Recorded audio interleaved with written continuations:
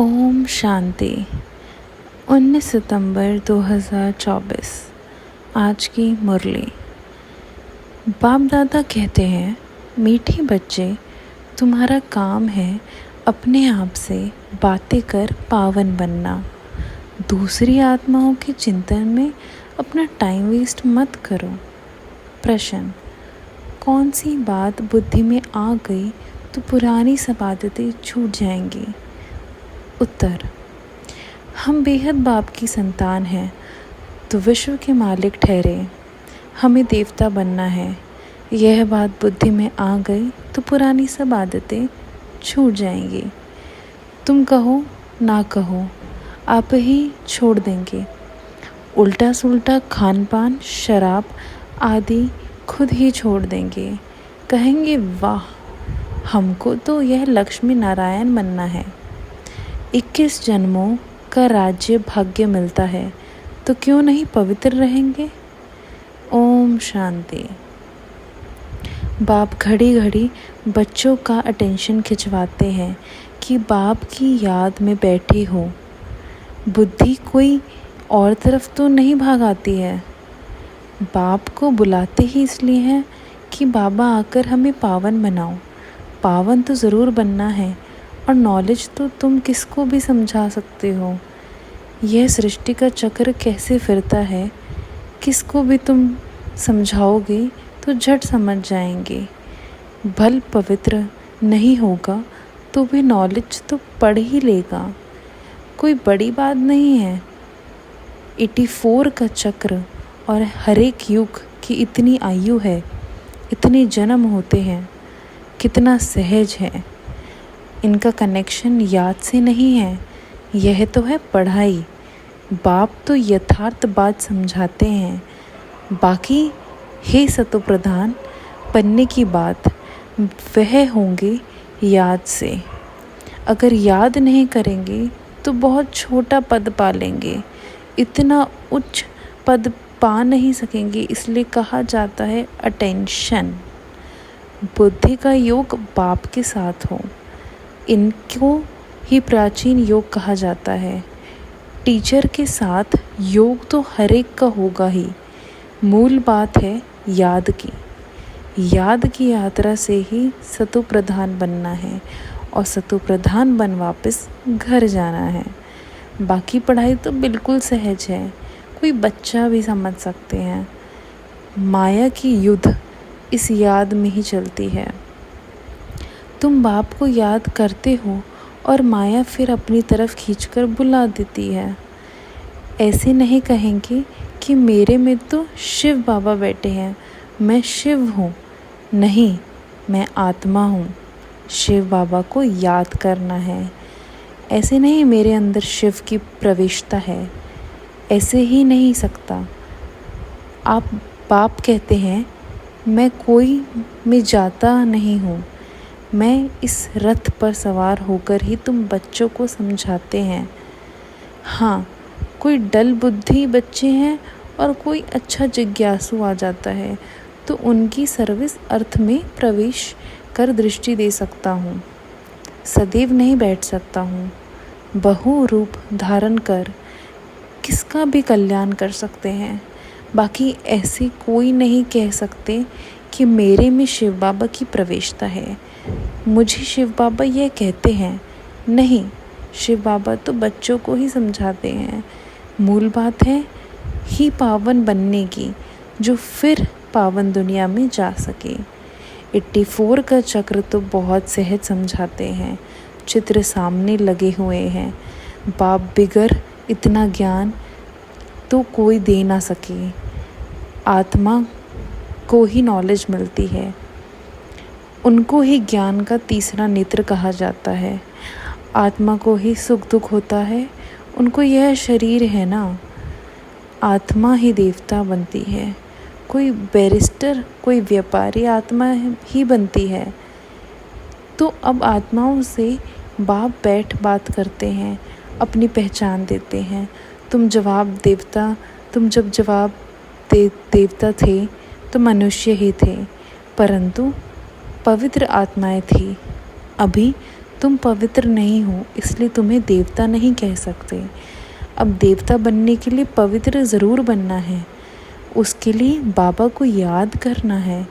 अक्सर करके यही कहते हैं, बाबा मेरे से यह भूल हुई जो हम देह अभिमान में आ गया। बाप बैठे बच्चों को समझाते हैं, पावन ज़रूर बनना है, कोई विक्रम ना करो, तुमको सर्वगुण संपन्न यहाँ बनना है। पावन बनने से मुक्ति धाम में चले जाओगे और कोई प्रश्न पूछने की बात ही नहीं है। तुम अपने से बात करो, दूसरी आत्माओं का चिंतन नहीं करो। कहते हैं लड़ाई में 2 करोड़ मरे, इतनी आत्माओं कहाँ गई? अरे वह कहाँ भी गई, उसमें तुम्हारा क्या जाता है? तुम क्यों टाइम वेस्ट करते हो? और कोई भी बात पूछने की दरकार नहीं।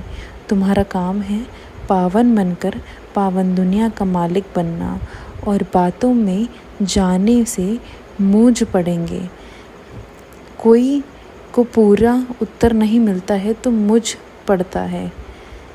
बाप कहते हैं मनम नाभव, देह सहित देह के सब संबंध छोड़ो, मेरे पास ही तुमको आना है। मनुष्य मरते हैं तो जब शमशान में ले जाते हैं उस समय मुंह इस तरफ और पाँव शमशान तरफ रखते हैं।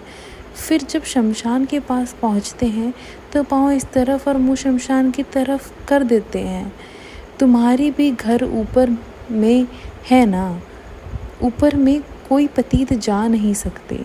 पावन बनने के लिए बुद्धि का योग बाप के साथ लगाना है, बाप के पास मुक्ति धाम में जाना है। पतित है इसलिए ही बुलाते हैं कि हम पतितों को आकर पावन बनाओ, लिबरेट करो। तो बाप कहते हैं अब पवित्र बनो। बाप जिस भाषा में समझाते हैं उसमें ही कल्प कल्प समझाएंगे। जो भाषा इनकी होगी उसी में समझाएंगे ना। आजकल हिंदी बहुत चलती है, ऐसा नहीं कि भाषा बदल सकती है, नहीं। संस्कृत भाषा आदि कोई देवताओं की तो है नहीं, हिंदू धर्म की संस्कृत नहीं है। हिंदी ही होनी चाहिए, फिर संस्कृत क्यों उठाते हैं? तो बाप समझाते हैं यहाँ जब बैठते हैं तो बाप की याद में ही बैठना है और कोई बातों में तुम जाओ ही नहीं। इतने मच्छर निकलते हैं, कहाँ जाते हैं? अर्थक्वेक में ढेर के ढेर फट से मरते हैं, आत्माएं कहाँ जाती हैं? इसमें तुम्हारा क्या जाता है? तुमको बाप ने श्रीमति दी है कि अपनी उन्नति के लिए पुरुषार्थ करो, औरों की चिंतन में मत जाओ। ऐसे तो उन अनेक बातों का चिंतन हो जाएगा।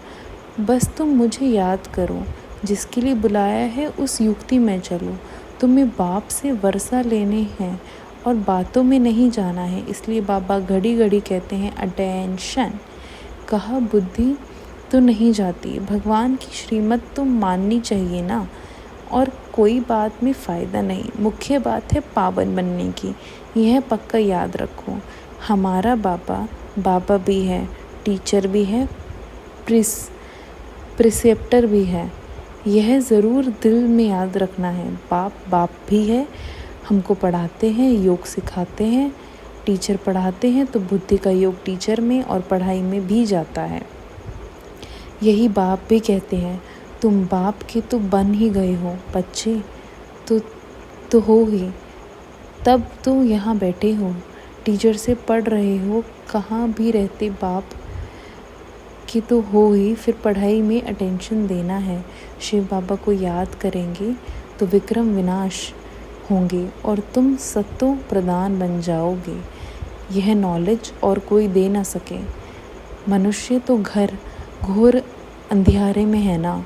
ज्ञान में देखो कितनी ताकत है। ताकत कहाँ से मिलती है? बाप से ताकत मिलती है जिससे तुम पावन बनते हो। फिर पढ़ाई भी सिंपल है, उस पढ़ाई में तो बहुत मास लगते हैं। यहाँ तो 7 रोज़ का कोर्स है, उसमें तुम सब कुछ समझ जाओगे। फिर उसमें है बुद्धि पर मदार। कोई जास्ती टाइम लगाते हैं, कोई कम। कोई तो 2-3 दिन में ही अच्छी रीति समझ लेते हैं। मूल बात है बाप को याद करना, पवित्र बनना, वही मुश्किलात होती है। बाकी पढ़ाई तो मोस्ट सिंपल है। सुदर्शन चक्रधारी बनना है। एक रोज़ के कोर्स में भी सब कुछ समझ सकते हैं। हम आत्मा है, बेहद के बाप की संतान है, तो ज़रूर हम विश्व के मालिक ठहरे। यह बुद्धि में आता है ना। देवता बनना है तो देवी गुण भी धारण करना है। जिसकी बुद्धि में आ गया वह फट से इबादतें छोड़ देंगे। तुम कहो ना कहो, आपे ही छोड़ देंगे।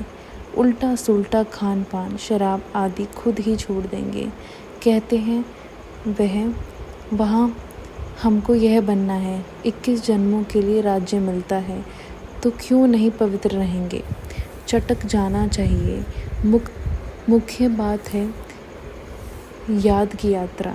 बाकी 84 के चक्र की नॉलेज तो 1 सेकंड में मिल जाती है। देखने से ही समझ जाते हैं। नया झाड़ ज़रूर छोटा होगा। अभी तो कितना बड़ा झाड़ तमो प्रधान बन गया है, कल फिर नया छोटा बन जाएगा। तुम जानते हो यह ज्ञान कभी कहाँ से भी मिल नहीं सकता। यह पढ़ाई है।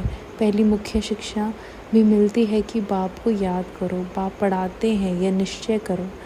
भगवान नुवाच में तुमको राजयोग सिखलाता है और कोई मनुष्य ऐसे कह ना सके। टीचर पढ़ाते हैं तो ज़रूर टीचर को याद करोगे ना। बेहद का बाप भी है। बाप हमको स्वर्ग का मालिक बनाते हैं, परंतु आत्मा कैसे पवित्र बनेगी यह कोई भी बता नहीं सकते हैं। भल अपने को भगवान कहें व कुछ भी कहें, परंतु पावन बना नहीं सकते। आजकल भगवान तो बहुत हो गए हैं, मनुष्य मूझ पड़े हैं। कहते हैं अनेक धर्म निकलते हैं, क्या पता कौन सा राइट है। तुम्हारी प्रदर्शनी व म्यूज़ियम आदि का उद्घाटन करते हैं, परंतु समझते कुछ भी नहीं। वास्तव में उद्घाटन तो हो ही गया है। पहले फाउंडेशन पड़ता है, फिर जब मकान बनकर तैयार होता है तब उद्घाटन होता है। फाउंडेशन लगाने के लिए भी बुलाया जाता है, तो यह भी बाप ने स्थापना कर दी है। बाकी नई दुनिया का उद्घाटन तो हो ही जाना है, उसमें किसका उद्घाटन करने की दरकार नहीं रहती। उद्घाटन तो स्वतः ही हो जाएगा। यह यहाँ पढ़कर फिर हम नई दुनिया में चले जाएंगे। तुम समझते हो अभी हम स्थापना कर रहे हैं, जिसके लिए ही मेहनत करनी होती है। विनाश होगा, फिर यह दुनिया ही बदल जाएगी। फिर तुम नई दुनिया में राज्य करने आ जाओगे। सतयुग की स्थापना बाप ने की है, फिर तुम आएंगी तो स्वर्ग की राजधानी मिल जाएगी। बाकी ओपनिंग सेरेमनी में कौन करेगा। बाप तो स्वर्ग में आते नहीं। आगे चल देखना है स्वर्ग में क्या होता है, पिछाड़ी में क्या होता है, आगे चल समझोगे। तुम बच्चे जानते हो पवित्रता बगैर विद आनर तो हम स्वर्ग में नहीं सकेंगे। इतना पद भी नहीं पा सकते हैं। इसलिए बाप कहते हैं खूब पुरुषार्थ करो, धंधा आदि भी भल करो, परंतु जास्ती पैसा क्या करोगे। खा तो सकेंगे नहीं, तुम्हारे पुत्र पोत्रों आदि भी नहीं खाएंगे, सब मिट्टी में मिल जाएगा। इसलिए थोड़ा स्टॉक रखो युक्ति से। बाकी तो सब वहाँ ट्रांसफ़र कर दो। सब तो ट्रांसफ़र नहीं कर सकते हैं। गरीब जल्दी ट्रांसफ़र कर देते हैं, भक्ति मार्ग में भी ट्रांसफ़र करते हैं और दूसरे जन्म के लिए, परंतु वह है इनडायरेक्ट, यह है डायरेक्ट। पतित मनुष्य की पतितों से ही लेन देन है। अभी तो बाप आए हैं, तुम्हारी तो पतितों में से लेन देन है नहीं। तुम हो ब्रह्मानों को ही तुम्हें मदद करनी है। जो खुद सर्विस करते हैं उनको तो मदद की दरकार नहीं। यहाँ गरीब साहूकार आदि सब आते हैं, बाकी करोड़पति तो मुश्किल आएंगे। बाप कहते हैं मैं हूँ गरीब निवास। भारत बहुत गरीब खंड है। बाप कहते हैं मैं आता हूँ भी भारत में हूँ, उसमें से भी यह आबू सबसे बड़ा तीर्थ है, जहाँ बाप आकर सारे विश्व की स्थिति करते हैं। यह है नर्क। तुम जानते हो नर्क से फिर स्वर्ग कैसे होता है।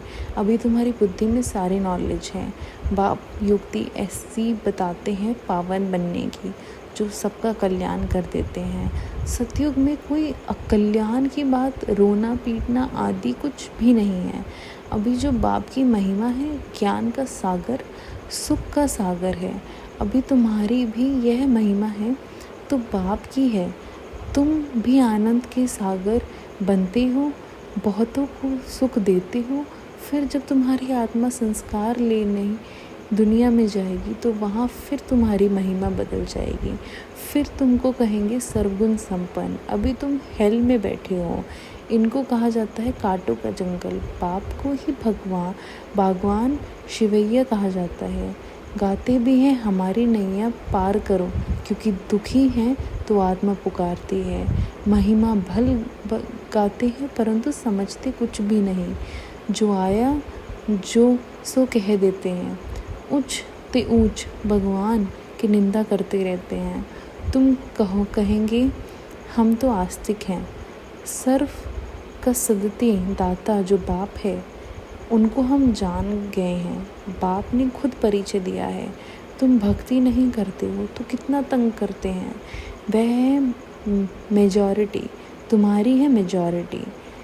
जब तुम्हारी मेजॉरिटी हो जाएगी तब उन्हों को भी कोशिश होगी, बुद्धि का वो ताला खुल जाएगा। अच्छा, मीठे मीठे सिखिल दे बच्चे, प्रति माता पिता बाप दादा का याद प्यार और गुड मॉर्निंग। रूहानी बाप की रूहानी बच्चों को नमस्ते।